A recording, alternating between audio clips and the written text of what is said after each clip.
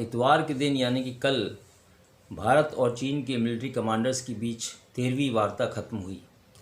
इस वार्ता में जो चीन और भारत के मिलिट्री कमांडर्स के बीच में हुई है, उसमें टकराव वाले जो मुद्दे हैं या जो पोजीशंस हैं उनके ऊपर बातचीत की गई। भारत की तरफ से खासकर डेप्सोंग और डेमचोक वाले इलाके में जो चीन की घुसपैठ है उसके बारे में बातचीत की गई कि उनकी सेनाएं वहां से निकलें। तो भारत ने ये बता रखा है कि दोनों देशों की सेनाएं जो ऐसे इलाकों में आ गई लाइन ऑफ कंट्रोल की तरफ जो पहले नहीं थे, उन इलाकों को खाली किया जाए और शीघ्रता से इसका समाधान निकाला जाए। तो भारत के जो कंसर्न है वो बता दिए गए हैं। डेप्सोंग और डेमचोक, उनके कंसर्न है ब्लैक टॉप कि भारत जो है उससे नीचे उतरे और उसको खाली करे, उन इलाकों को खाली करे। तो अभी तक जो है बातचीत जो हुई है उसमें पिछले बातचीत का रिव्यू ये किया गया। पेट्रोलिंग पॉइंट 15 के बारे में बात की गई, जहाँ से दोनों देशों की सेनाएं अलग हुई हैं, हटी हैं, वापस गई हैं अपने इलाकों में, लेकिन उसके बाद ज़्यादा तरक्की नहीं हुई। तो ये बताना चाहूँगा आपको मैं कि बातें इस तरह चलती रहेंगी, लेकिन ऑन ग्राउंड जो एक्शन होगा वो शीघ्र ही हमको पता चलेगा। लेकिन अभी तक सहमति जो है डेमचोक और डेप्सोंग इलाके में चीन के द्वारा या भारत के द्वारा बनी नहीं है। तो दोनों देशों की सेनाएं वहाँ पे आमने सामने हैं, आक्रामक हैं। इसी बीच आपको बता दूं कि पिछले हफ्तों में 2 बार चीन की पीएलए ने इंट्रूजन करने की कोशिश की।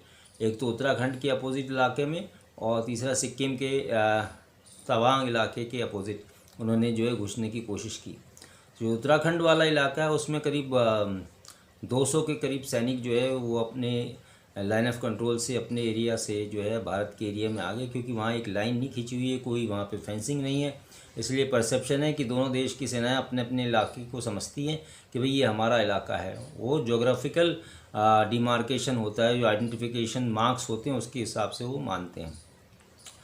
तो हाथापाई की नौबत पहुंची तो भारत के जवानों ने उनको पकड़ लिया और फिर बाद में बातचीत जब लोकल कमांडर्स के बीच में हुई तो उनको छोड़ दिया गया। लेकिन इतना तो तय था कि चीन के 200 सैनिक हम लोगों ने पकड़ लिए थे। उनको हाथों की गुत्थम गुत्था की लड़ाई होने से पहले, एक दूसरे को ज़्यादा चोट न लगने से पहले पकड़ लिए गए और बाद में उनको सौंप दिए गए। इससे तवांग के इलाके में कुछ सैनिक घुस आए थे, जहाँ पे दोनों सेना की हाथापाई हुई और दोनों सेनाओं के कुछ सैनिकों को चोटें भी लगी। लेकिन बाद में मामले को सुलझा लिया गया और वो अपने इलाके में उनको वापस खदेड़ दिया गया। तो ये बैकड्रॉप थी जो ये कल बातचीत ख़त्म हुई इतवार के दिन। तो उसमें इस बात का जिक्र हुआ कि नहीं, इसके बारे में कोई स्पष्ट खबर नहीं है, लेकिन दोनों देशों को ये मालूम है कि इस तरह की घटनाएं विभिन्न इलाकों में चीन के पीएलए और भारत की सेना के बीच में हुई है। पेट्रोलिंग बढ़ा दी गई भारत के द्वारा, खासकर जो उत्तराखंड का एरिया है वहाँ पर इंडियन आर्मी तो है ही है, साथ में जो सेंट्रल पुलिस ऑर्गेनाइजेशन की पुलिस है, दैट इंडो टिबेटन पुलिस, उसको भी लगा दिया गया है कि वो बॉर्डर गार्डिंग करे, देखे, ऑब्जर्वेशन करे।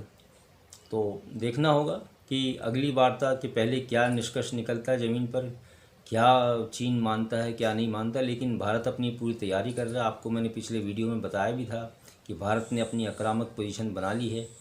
करीब 3 डिवीज़न के करीब सैनिक वहाँ पे भेजे हुए हैं। वहाँ पे टैंक्स हैं सभी तरह के, वहाँ पे हैवी आर्टिलरी का डिप्लॉयमेंट है, इलेक्ट्रॉनिक एंड सर्विलेंस सिस्टम पूरे लगा दिए गए हैं। अगर जरा भी चीन ने हरकत की तो उसका दुष्परिणाम उसको भोगना पड़ेगा। गलवान के वीरों ने तो उसको सिखाई दिया सबक।